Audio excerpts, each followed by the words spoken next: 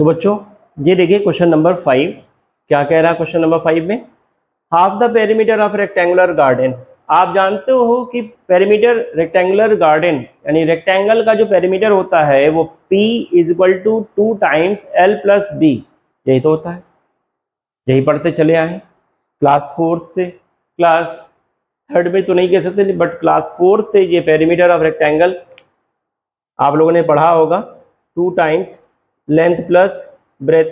ठीक, जब इसका हाफ करोगे तो क्या हो जाएगा, ये बस ये 2 हटा दो, ये हाफ ऑफ P हो जाएगा, पेरीमीटर का हाफ हो जाएगा। ठीक, L प्लस B। ठीक है, तो क्या कह रहा है, half the perimeter of rectangular garden whose length is 4 metre more than its width. ठीक, तो अगर आप ब्रेथ को x मान लो, क्या मान लो, x, तो लेंथ जो होगी वो क्या कह रहा है, whose length is 4 metre more than its width. तो जो लेंथ होगी वो क्या हो जाएगी, x प्लस 4। अगर ब्रेथ आपकी क्या है, x है तब।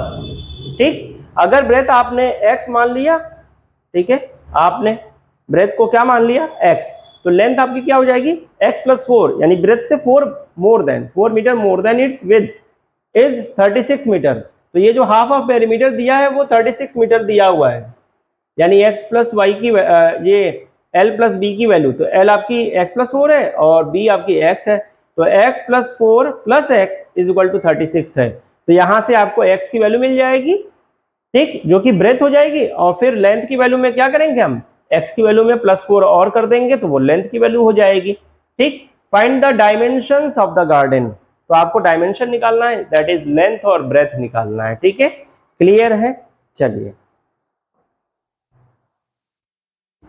तो इसको इरेज कर दिया जाए, समझ में तो आ ही गया आपको। ठीक है, तो आप क्या करोगे, यहां पे let the width of the rectangular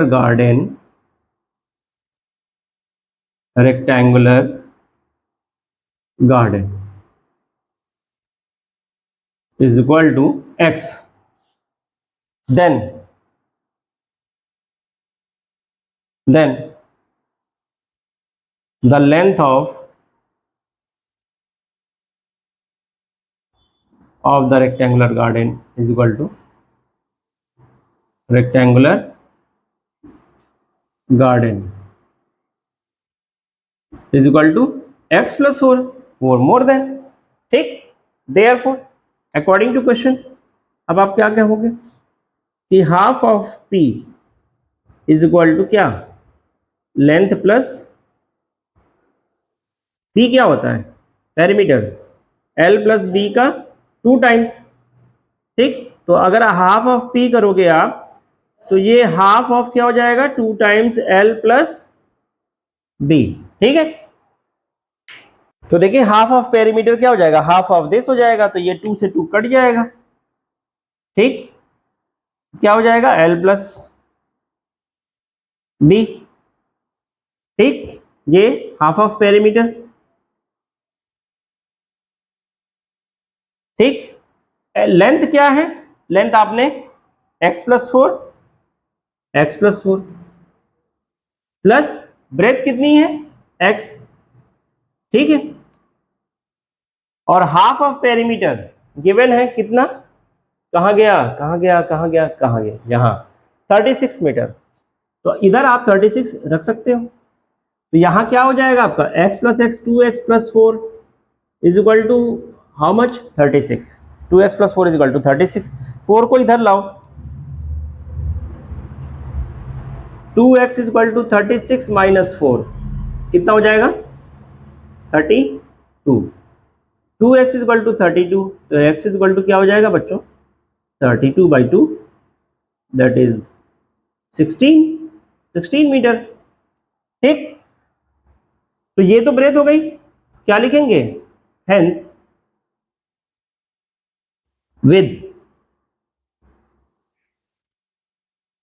with of rectangular garden is equal to कितना 16 मीटर एंड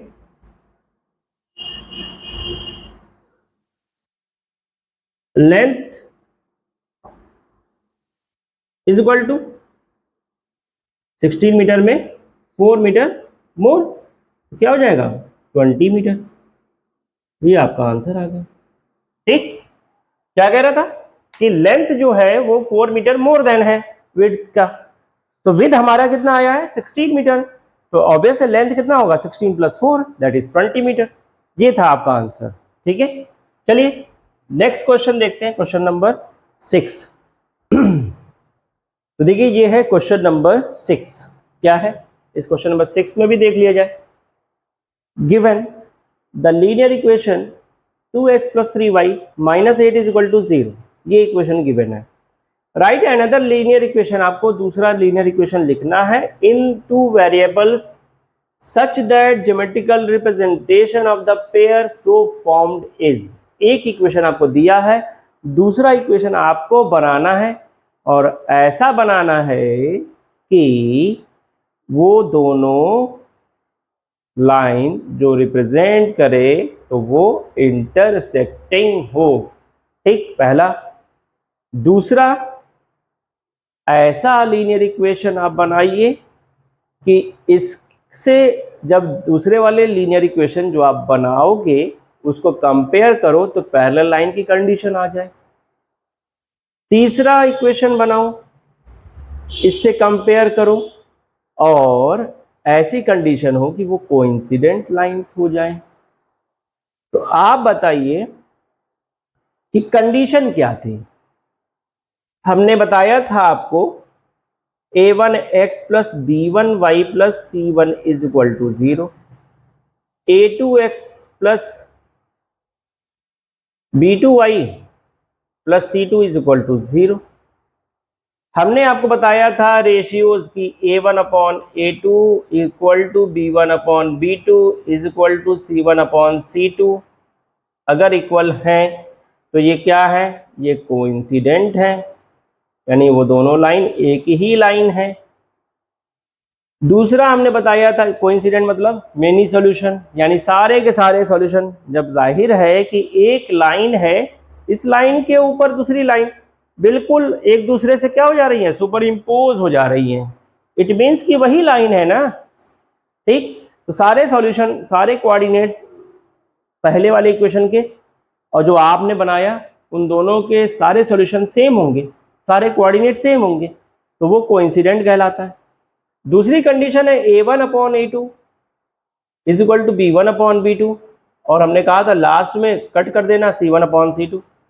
मेनी, ये मेनी सॉल्यूशन था, सारे सॉल्यूशन मिल रहे थे, यहाँ नो सॉल्यूशन, ये आपका पैरेलल लाइन था, कोइंसिडेंट नहीं, बल्कि ये क्या हो जाएगा, ये पैरेलल हो जाएगा।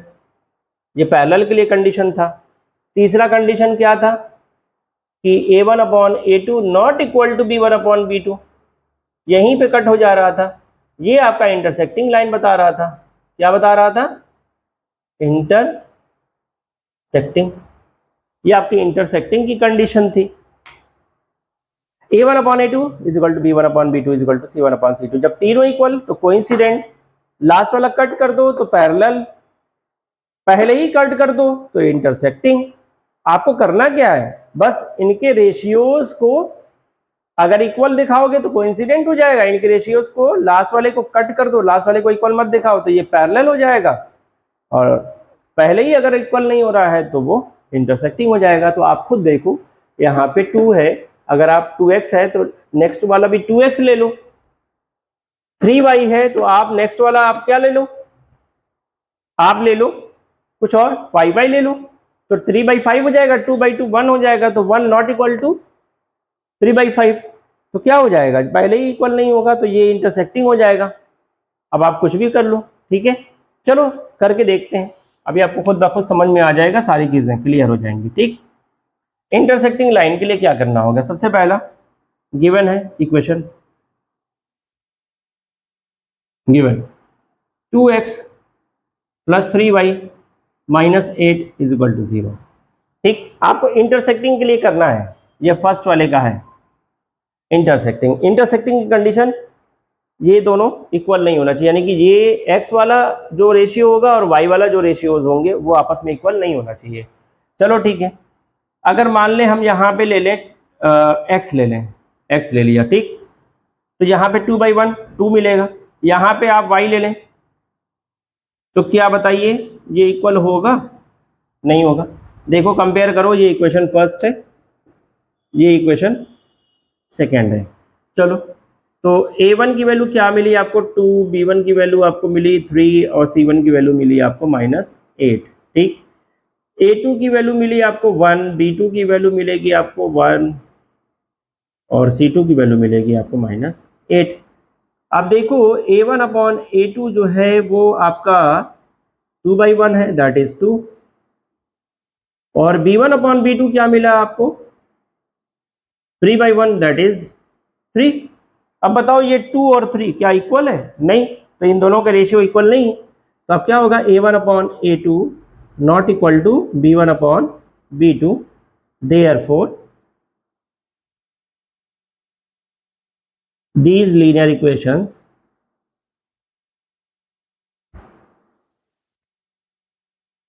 are intersecting. Geometrical representation of the pairs so formed is, equations are intersecting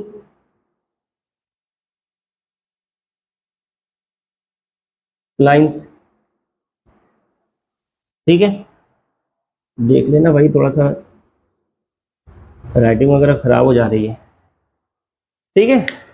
तो these linear equations are intersecting line, तो ये दोनों आपस में क्या हो जाएगी? इंटरसेक्टिंग, क्योंकि 2/1 2, 3/1 3, ये a1 upon a2 b1 upon b2 के इक्वल नहीं है, ठीक। ऐसे बहुत सारी इक्वेशंस आप बना सकते हो, जरूरी नहीं है कि यही एक यूनिक इक्वेशन है, नहीं, आप और भी बना सकते हो। आप 5x लिख दो, यहाँ पे आप 6y लिख दो, तो 3/6 जो हो जाएगा वो हो जाएगा आपका 1/2, और यहाँ 2/5 इक्वल नहीं होगा। तो बहुत सारे ऐसे आप लीनियर इक्वेशंस बना सकते हैं, 2 वेरिएबल, इन दोनों के कॉम्बिनेशन में। एक तो आपको पता है, दूसरा वाला आप कुछ भी बना सकते हो, बस ये ध्यान रखना कि इन दोनों का रेशियो इन दोनों के रेशियो के बराबर नहीं आना चाहिए।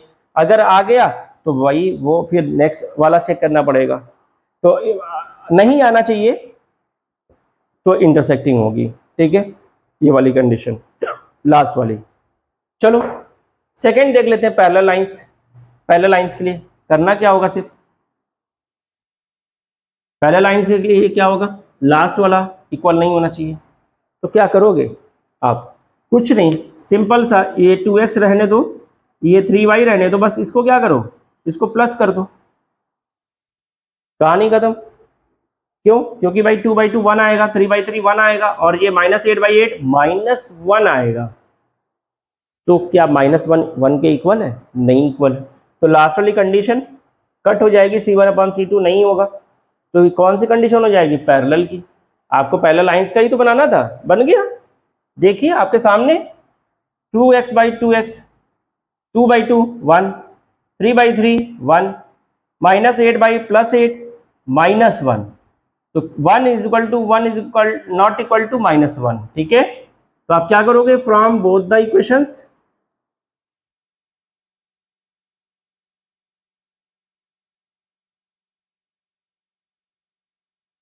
देखिए, बहुत सारे आप इसके इक्वेशंस बना सकते हैं, ज़रूरी नहीं है कि मैं जो बता रहा हूं वही है, नहीं, आप अपने हिसाब से आप ये देखो कि इन दोनों का रेशियो इन दोनों के रेशियो के इक्वल है, बट इन दोनों के रेशियो के इक्वल नहीं होना चाहिए, ऐसा क्या नंबर हम रख दें, ये तो आपके ऊपर है।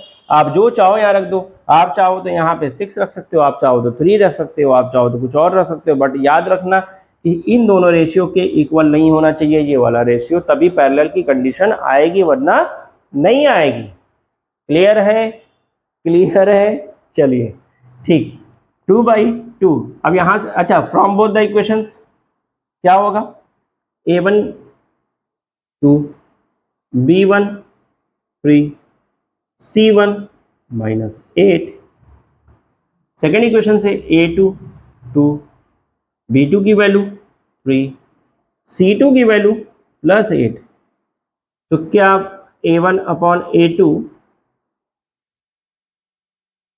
भाई इक्वल तो है b1/b2 के, क्यों? क्योंकि देखो 2/2 कट गया 1, b1/b2 3/3 कट गया 1, बट c1/c2 ये इक्वल नहीं होगा क्योंकि -8/8 हो रहा है, तो ये -1 आएगा, कट जाएगा तो ठीक।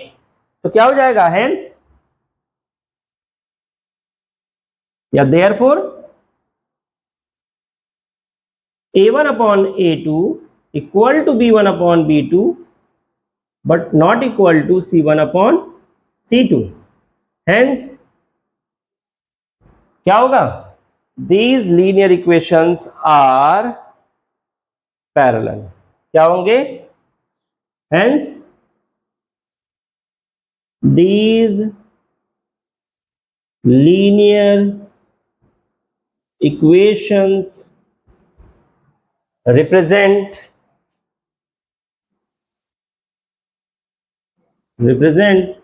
parallel line, that is no solution। Clear है? आई थिंक बहुत अच्छे से क्लियर होगा, ठीक है। चलिए, तो ये था आपका सेकंड पैरेलल लाइन के लिए। थर्ड देख लिया जाए कोइंसिडेंट लाइन के लिए। कोइंसिडेंट लाइन के लिए सारे के सारे रेशियोज को इक्वल करना है, ठीक। चलिए देख लेते हैं वो भी। क्या करोगे आप?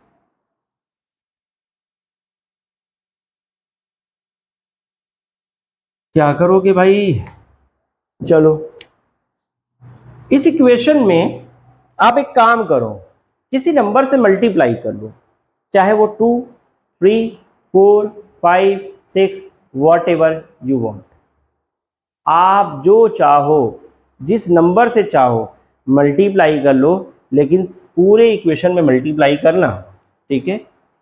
ऐसा करने से ये वाली कंडीशन आपको मिलेगी, कोइंसिडेंट। करके देख लो, मैं करके दिखाता हूं आपको। इस इक्वेशन में आप कुछ ना करो, सिर्फ 2 से मल्टीप्लाई करो।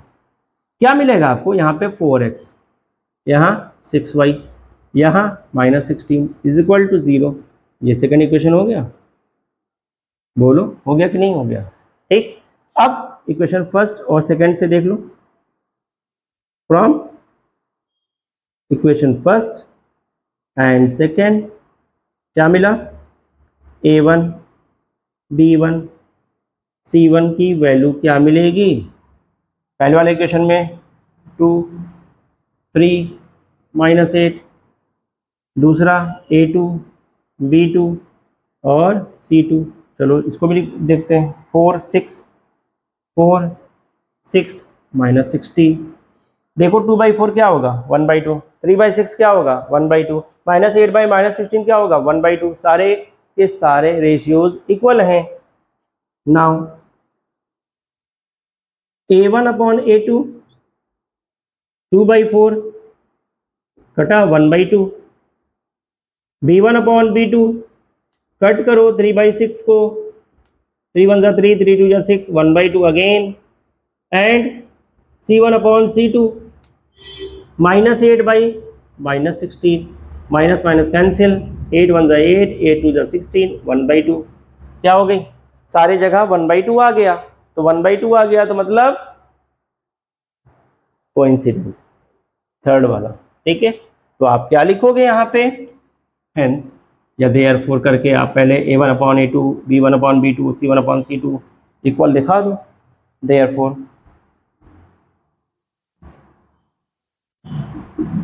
a1/a2 is equal to b1/b2 is equal to c1/c2, ठीक। Hence these linear equations represent क्या?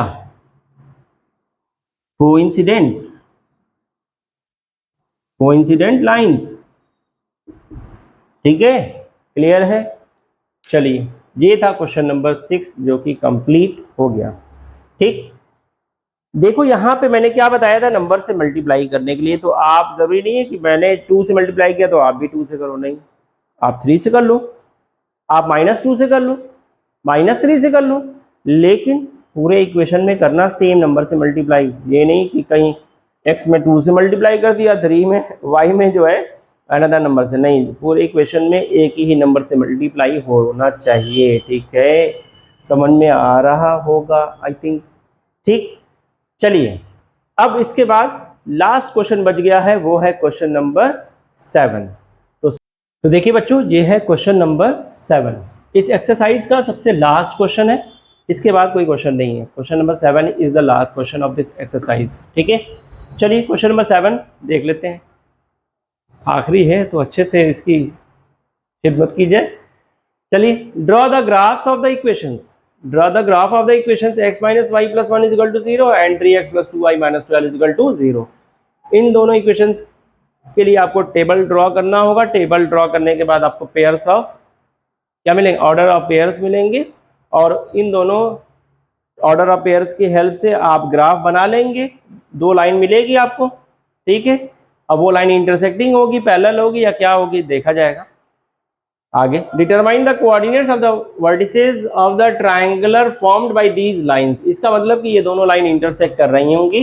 मान लीजिए ये वाई एक्सिस है, ये एक्स एक्सिस है। अब सपोज दैट कि ये मान लीजिए ऐसे है और एक ऐसे कट कर रही है, ठीक। यही कह रहा है, formed by these lines and x axis और एक्स एक्सिस, ये दोनों लाइन और एक्स एक्सिस से मिलकर जो ट्रायंगल बन रहा है, इट मीन्स ये वाला ट्रायंगल, ठीक है, ये वाला ट्रायंगल जो मिल रहा है, ठीक है। शेड द ट्रायंगुलर रीजन, तो आपको शेड करना है, ठीक। तो आपको क्या क्या करना है, determine the coordinates of the vertices. तो इसके वर्टिसेस को डिटरमाइन करिए, ये वर्टिसेस और ये वर्टिसेस, ठीक है। इन वर्टिसेस को डिटरमाइन कीजिए और ट्रायंगुलर जो बन रहा है शेप, उसको शेड भी करना है आपको, ठीक है। चलो देखते हैं।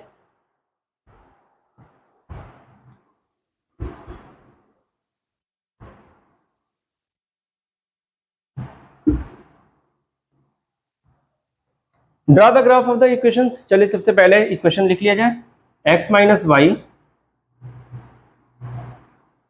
Plus 1 is equal to 0। तो यहां से आपको क्या मिलेगा, y माइनस 1 हो जाएगा, x is equal to y minus 1, ठीक, क्लियर है। या फिर हम इसको ऐसे भी कर सकते थे कि y को इधर कर देते, x प्लस 1 मिलता, ठीक है, y is equal to x plus 1, दोनों कर सकते थे, कोई दिक्कत नहीं है। अब आप इस इक्वेशन से आपको एक टेबल बनाना होगा। ये इक्वेशन नंबर फर्स्ट था, और उन टेबल की हेल्प से आपको कोऑर्डिनेट्स मिल जाएंगे, मीन्स ऑर्डर पेयर मिल जाएंगे।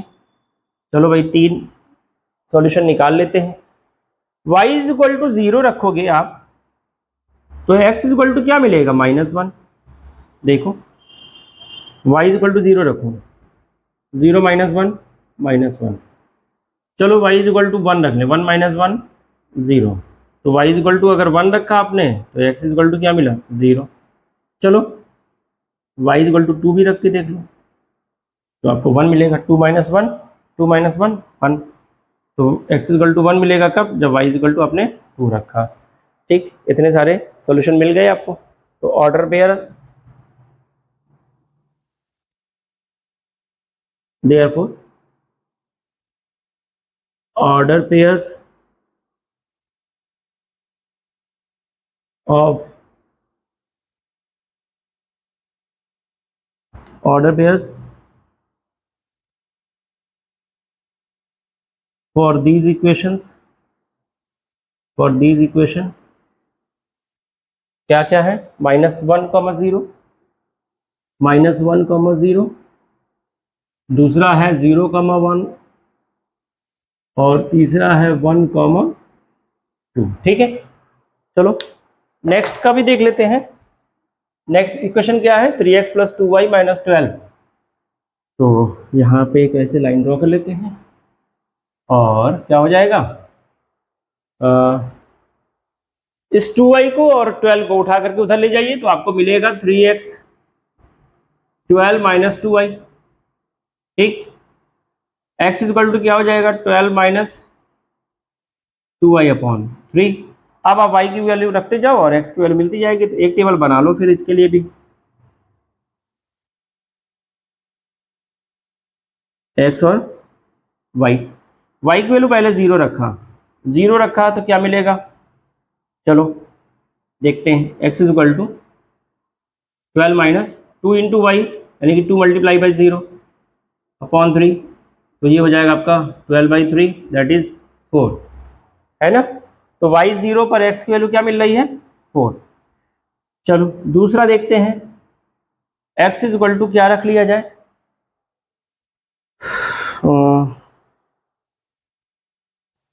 x की वैल्यू 3 रख ले, अरे y की वैल्यू 3 रख लिया जाए, y की वैल्यू 3 रख लिया जाए। तो 12 माइनस 2 मल्टीप्लाई बाई 3/3, तो 12 minus 6/3 that is 6/3 is equal to 2। तो आपको कितना मिल रहा है 2,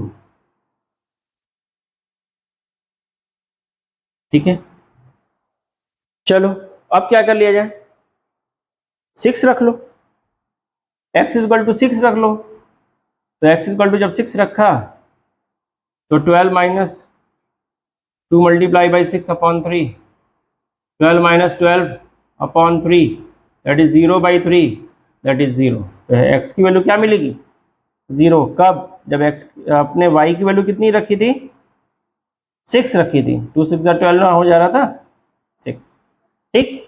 अब आपको ऑर्डर पेयर क्या मिल गया, ऑर्डर पेयर मिल गया आपको 4,0, 4,0, 2,3 और 0,6, ठीक। Hence order pairs for equation second, ठीक है, क्लियर है। चलिए अब ग्राफिकल रिप्रेजेंटेशन देख लिया जाए, वहां से क्लियर हो जाएगा कि आपके जो वर्टिसेस के कोऑर्डिनेट क्या हैं, और उस जो ट्रायंगल शेप बनेगा एक्स एक्सिस के साथ उस ट्रायंगल को शेड भी कर लेते हैं, ठीक है। तो हम मिलते हैं आपको, इसका ग्राफिकल रिप्रेजेंटेशन ग्राफ पे देख लेते हैं, ठीक है। चलिए तो ये अब ये देख लीजिए क्वेश्चन नंबर 7 है, ठीक है। क्वेश्चन नंबर 7 का ये सॉल्यूशन है। क्या है इस क्वेश्चन नंबर 7 के सॉल्यूशन में, यहाँ पे देखिए दो आपको जो है इक्वेशन थे, कौन कौन से इक्वेशन थे, एक आपका था x minus y plus 1 is equal to 0, और दूसरा जो इक्वेशन हमने बनाया था वो दूसरा इक्वेशन बनाया नहीं था, दूसरा इक्वेशन क्या था 3x plus 2y minus 12 is equal to 0, ठीक है। तो एक जो मिला था -1,0, 0, -1,0, 0,1 और 1,2 ये था, ठीक है। इन तीनों पॉइंट से जब हमने ज्वाइन किया था तो ये लाइन मिली थी हमें, ठीक। तो ये हमारा इक्वेशन जो है वो रिप्रेजेंट कर रहा है x minus y plus 1 is equal to 0, और ये जो लाइन दूसरी वाली है वो है 3x plus 2y, 3x plus 2y minus 12 is equal to 0, ठीक है। तो ये सेकेंड इक्वेशन का था। तो सेकेंड इक्वेशन का ऑर्डर पेयर क्या मिला था हमें, सेकेंड इक्वेशन का ऑर्डर पेयर मिला था 0,6, 2,3 और 4,0, ठीक है। ये सेकेंड इक्वेशन का मिला था हमको ऑर्डर पेयर, क्या क्या मिला था 4,0, 2,3 और 0,6। तो इन तीनों पॉइंट को जब ज्वाइन किया तो ये वाली लाइन बनी, हमें ये वाली लाइन हमको मिली जो कि 3x plus 2y minus 12 is equal to 0। अब इस इक्वेशन में ये कह रहा था कि determine the coordinates of the vertices, तो इनके वर्टिसेस को डिटरमाइन कीजिए। तो वर्टिसेस कौन कौन से हैं, -1,0 है, 2,3 है और 4,0 है। हमने यहाँ पे लिख दिया है coordinates of the vertices of triangle -1,0, 4,0 और 2,3, ये और ये तीनों पॉइंट्स को हमने यहाँ पे वर्टिसेस को रिप्रेजेंट कर दिया है।